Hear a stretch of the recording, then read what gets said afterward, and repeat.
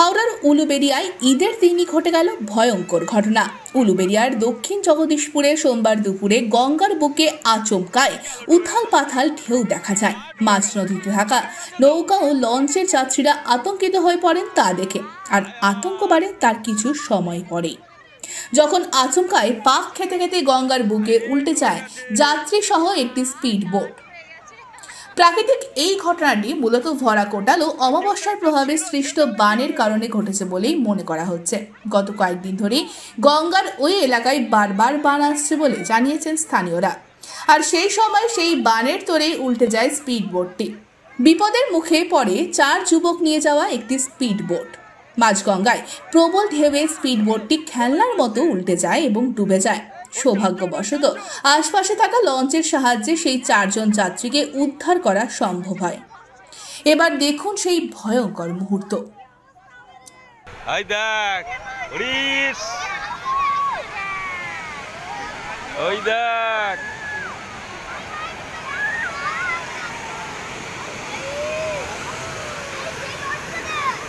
I সেইখানে দেখ, মাঝখানে দেখ, মাঝখানে ঢেউগুলো দেখ।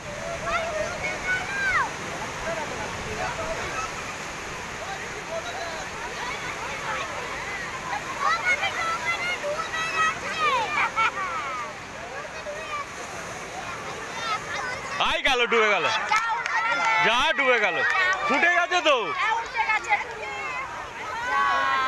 আয় আয়, আরে ডুবে গেছে,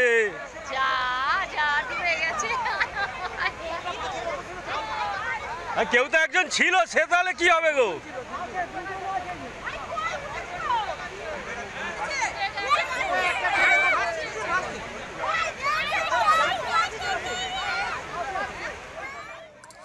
স্থানীয় বাসিন্দাদের প্রশ্ন, প্রাকৃতিক পূর্বাভাস থাকার পরও কিভাবে ওই 4 যুবক স্পিড বোট নিয়ে মাঝ নদীতে গেলেন? এই ঘটনার ফলে বড়সড় দুর্ঘটনা ঘটতে পারত। প্রশাসনের তরফ থেকে নদীতে চলাচল করা নৌযানগুলোর নিরাপত্তা ব্যবস্থা আরও জোরদার করার দাবি তুলেছেন স্থানীয়রা। জানা গিয়েছে, গত 2-3 দিন ধরেই গঙ্গার ওই অংশে বারবার বান আসছে। বিশেষজ্ঞদের মতে ভরা কোটাল ও অমাবস্যার কারণে প্রবল জোয়ার সৃষ্টি হচ্ছে, যা মাঝ নদীতে ভয়াবহ ঢেউ তুলছে। প্রশাসনের পক্ষ থেকে নৌ পরিবহন ও যাত্রীদের আরও সতর্ক থাকতে বলা হয়েছে এবং এমন পরিস্থিতিতে মাঝ নদীতে যাওয়া থেকে বিরত থাকার পরামর্শ দেওয়া হয়েছে।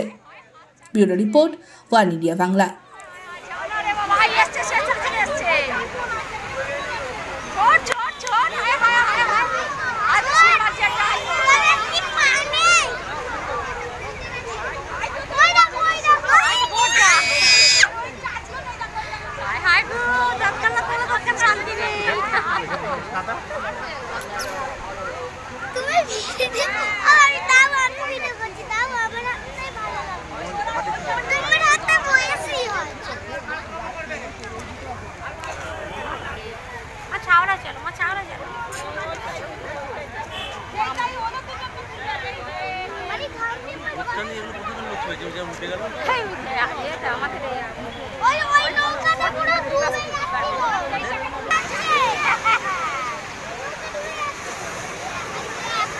আই গেল, ডুবে গেল, যা ডুবে গেল, ফুটে গেছে তো।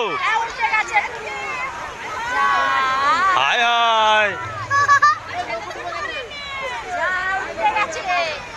আরে ডুবে গেছে,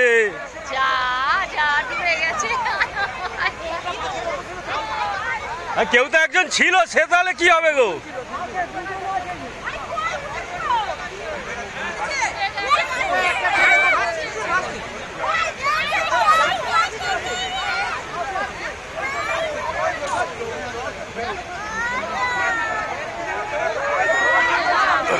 কোথায় ভাসছে? ওই 4 জন,